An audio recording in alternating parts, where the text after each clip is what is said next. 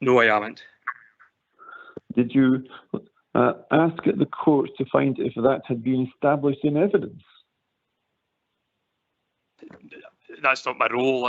As I said, I go in the police report which led to the conviction. I go in the systems that are available to me, and all the information that was available and is available to me is put in front of the board here today.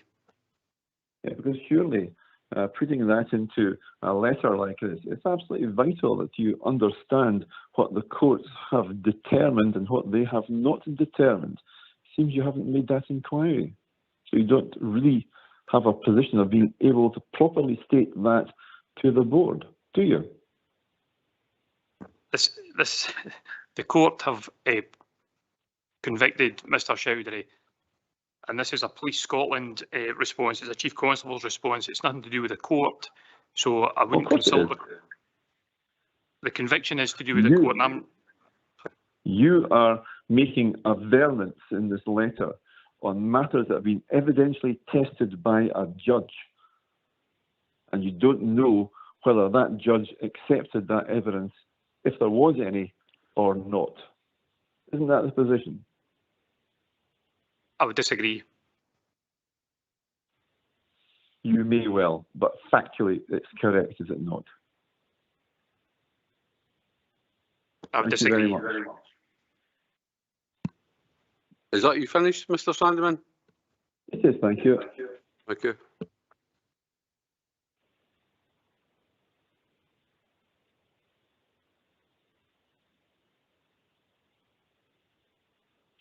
Back to you, Mr. Sandeman. Do you now want to move on to your submission in support of the applicant? Yes, I do, thank you. Carry on. Yeah, thank you. Mr. Chowdhury, as you will have seen, has held his personal licence now for some 10 years. He's a man of good character and has no convictions apart from the one which is placed before you.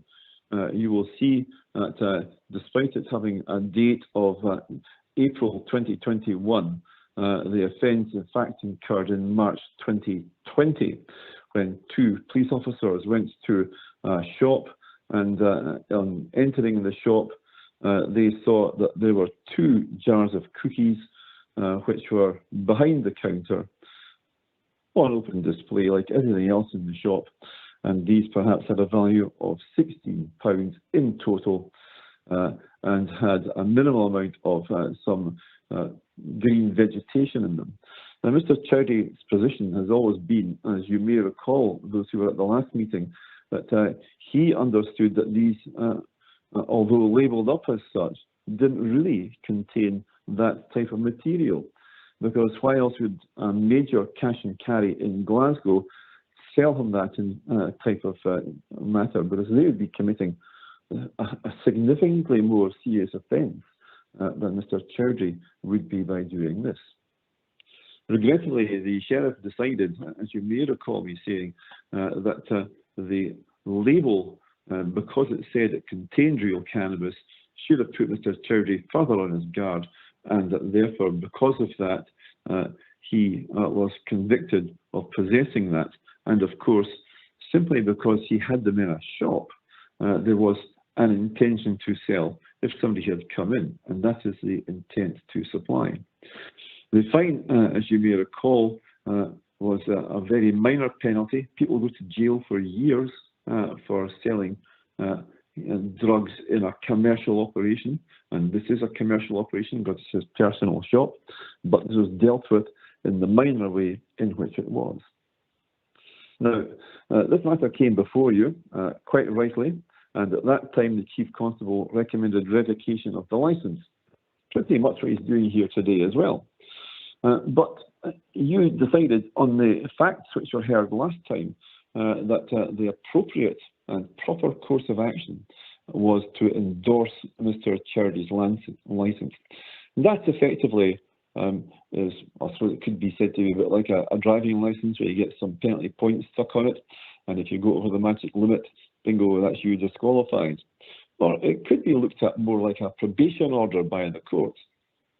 You're put on probation, told not to do anything wrong, and if the appropriate period of time passes with no wrongdoing and with nothing coming to light, then the licence is restored to its former clean position. The Chief Constable, however, seems to think that he knows better than you do about what the proper disposal of his matter is. He seems to think that the licence should have been revoked and that today you should be refusing it. Well, why would you refuse it when in the past you have determined that it should simply be endorsed? I just do not understand the thinking behind Police Scotland. And I must say, having read this letter, and you have noticed from my cross-examination of the Sergeant, I am extremely disappointed about the attitude of police and, frankly, the laxity in which they have conducted this type of investigation and operation. Because all they've done is they've said, here is a conviction, here's a police report, we'll stick that down in front of you, we'll make up some fictitious stuff about how bad this person is, and we'll make up some stuff about what we think was in his mind, and therefore you should do what we want you to do, not what you have already determined to do. I find that quite appalling, and I find it quite disturbing. My submission here is that Mr. Chowdhury has had a significant penalty from the court. There are matters which have come before you, and he's been given a significant warning by you. He has heeded that warning. You'll have noted that in the 3 years plus in which this matter was discovered by police, nothing further has been heard or seen about either the shop or Mr. Chowdhury. And I'd submit to you that your decision on the last occasion, the decision to endorse his licence, was the correct one. There's no reason for that to be altered in any way at this stage. There's nothing fresh before you, and I submit to you that this application accordingly should be granted. Thank you. Thanks very much, Mr. Sandeman. I will now open up for members to ask questions of Mr. Sandeman. Anyone got any questions?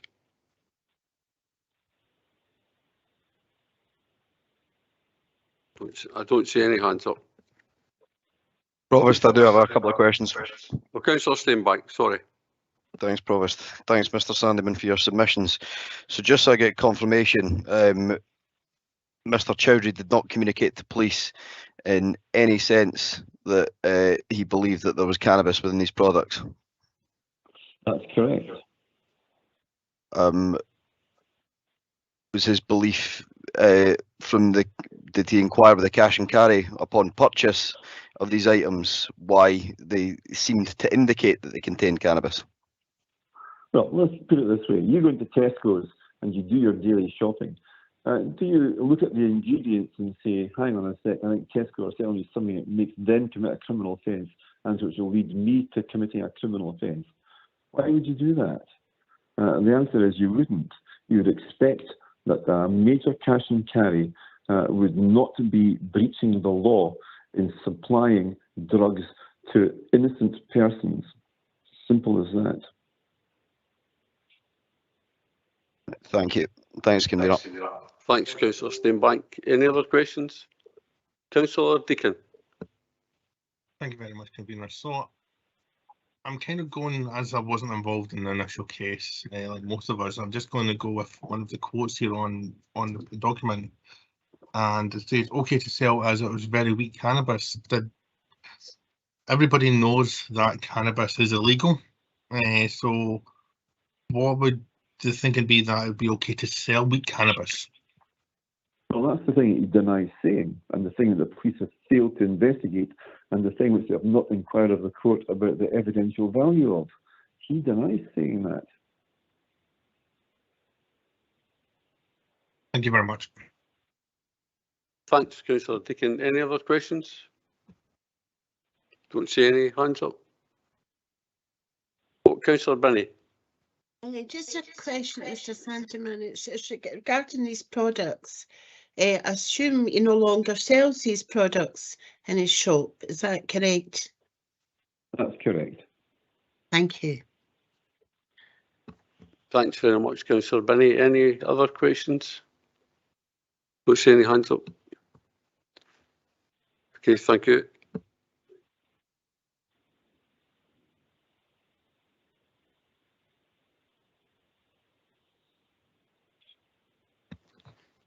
Just go to Sergeant O'Mee now to see if you've got any questions for Mr. Sandyman.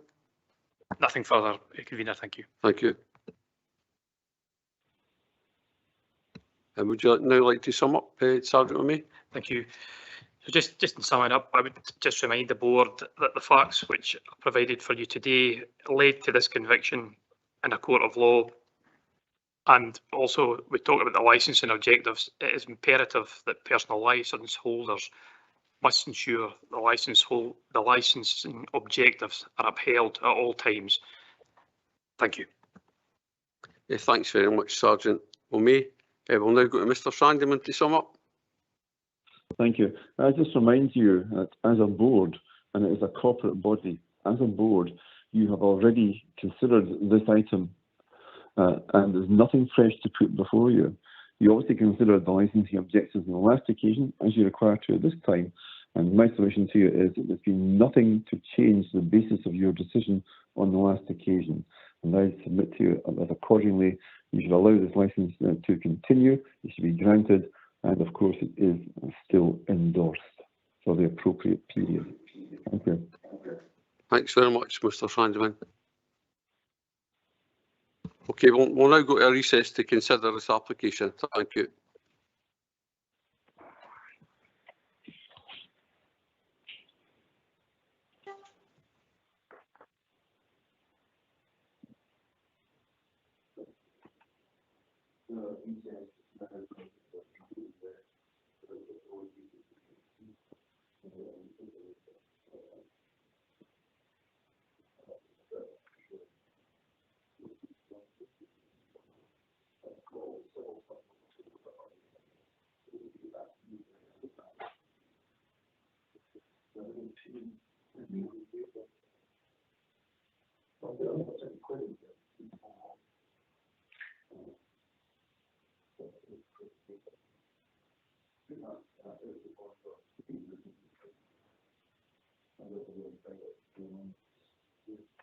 I'm using my mobile, just a call conference.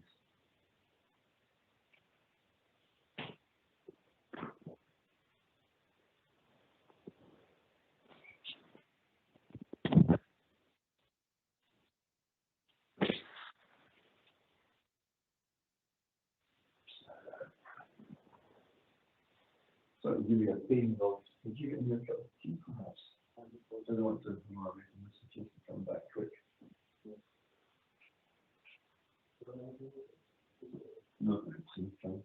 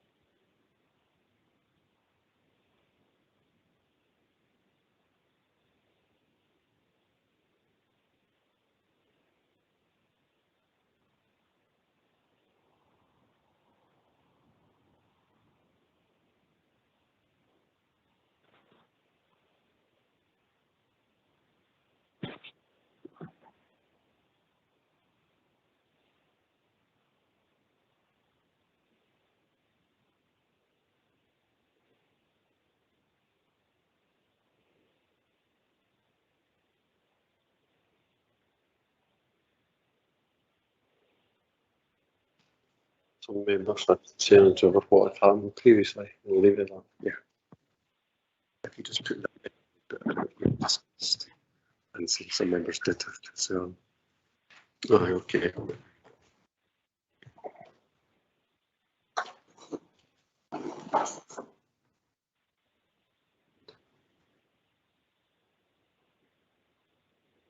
Mr. Sandeman there? Yeah, is there? Yes, he is. Thank you. Okay, thank you. Welcome back, everyone. Well, we've had a fairly robust discussion, and I'll just reiterate that some members had concerns over what had happened previously, but we've taken advice and we're minded to grant the application. Taking into account the board had considered this previously and there's no new evidence coming forward. So minded to grant the application. Thank you. Is anyone otherwise minded? Agreed. Thank you. Mr. Douglas, would you like to summarise, please? Thank you, Provost. I can confirm the application for the renewal of a personal licence for Mr Chowdhury has been granted. Thank you. Thank you. Thank you, Sergeant Amain. Mr. Sandeman.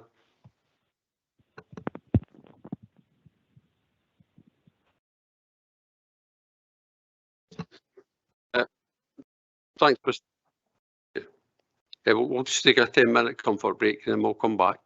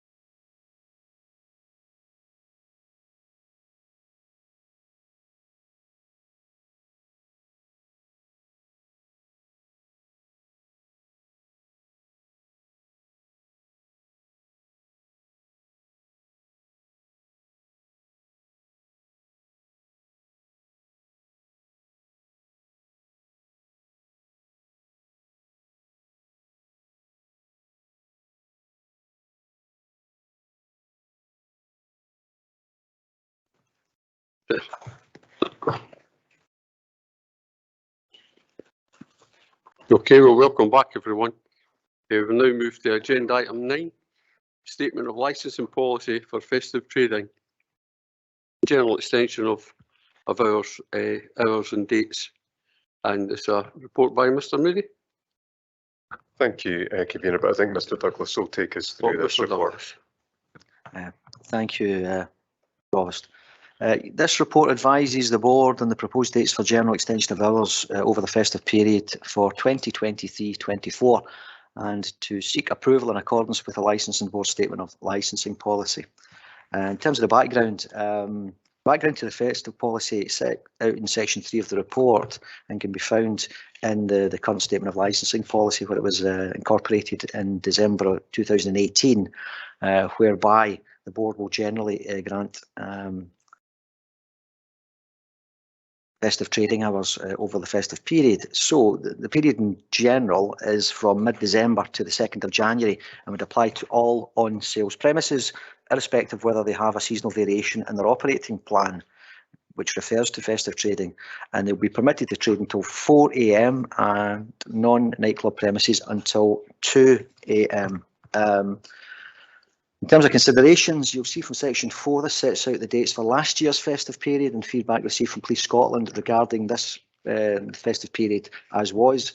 And paragraph 4.4 of the report sets out the proposed festive dates for this December and January for members' consideration.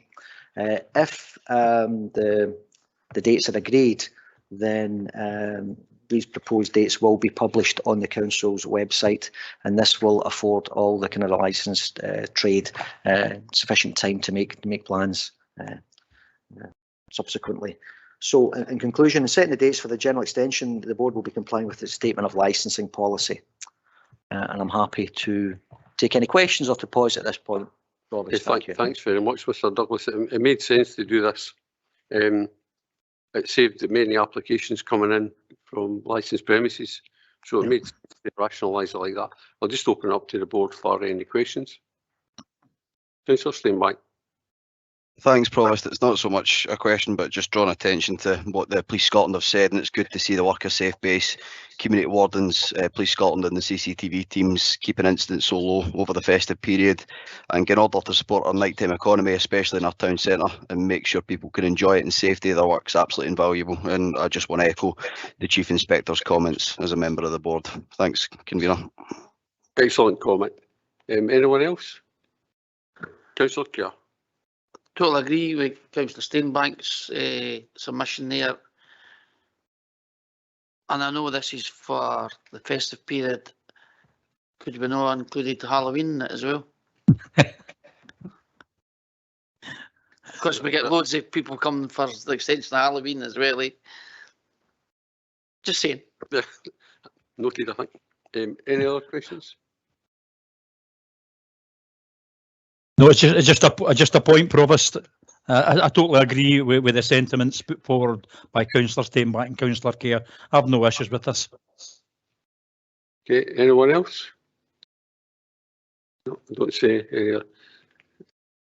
Sergeant O'Meara, any comments on the? No, just to say thank you for that, and I'll pass these comments back to the area commander at Falkirk. Thank you. Thank you. Mr. Douglas, would you like to summarise? Thanks. Early shows. Any comment? No comments, Convener. Thank you. Thank you, Provost. I can confirm that the board has approved the proposed dates for the general extension of hours over the festive period as detailed in the report. Thank you. Thanks very much, Mr. Douglas. The next one is premises licence annual fees, statutory annual income and expenditure report, and it's a report by Mr. Douglas again. Thank you, Provost. Yeah, so the purpose of this report is threefold. It's to provide members with the details of the income and expenditure of the board for 2022-23 and to provide recommendations in relation to the annual fee levels to be paid by the 1st of October this year, and also it seeks approval of the statutory annual income and expenditure report for 2022-23, which is appended. So in terms of the background to this report, the board must set an annual fee for payment by premises licence holders, with payment made no later than the 1st of October that particular year. Payment of the annual fee is a mandatory condition of the licence. Now, while the level of the fee is within the gift of the board up to a prescribed amount, which is set out later in the report, the regulations require that the board must have regard to ensuring that the total fees payable is likely to be broadly equivalent to the expenses incurred by the board in the administration of the Act. So the annual fee for 2023-24 is due on the 1st of October this year for all premises licences. Now, there are 6 categories of premises referred to in the regulations, and these are determined according to the premises rateable value.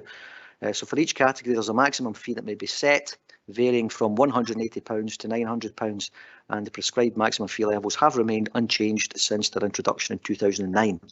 So, if members are inclined, and should the board decide to set a fee level lower than the maximum, it must determine different fees for the 6 categories and set those fees by reducing each of these fees by an identical percentage. Now, the board has not chosen to reduce the annual fees previously, as the costs of administering the board have consistently exceeded the fee income. And turning now to the budgetary information, as I said, the financial year runs from the 1st of April to the 31st of March the following year. And in terms of the Act, the annual fee is payable midway through the financial year. So, in effect, from the 1st of October, half of the annual fee income is carried over into the following financial year at the end of March next year.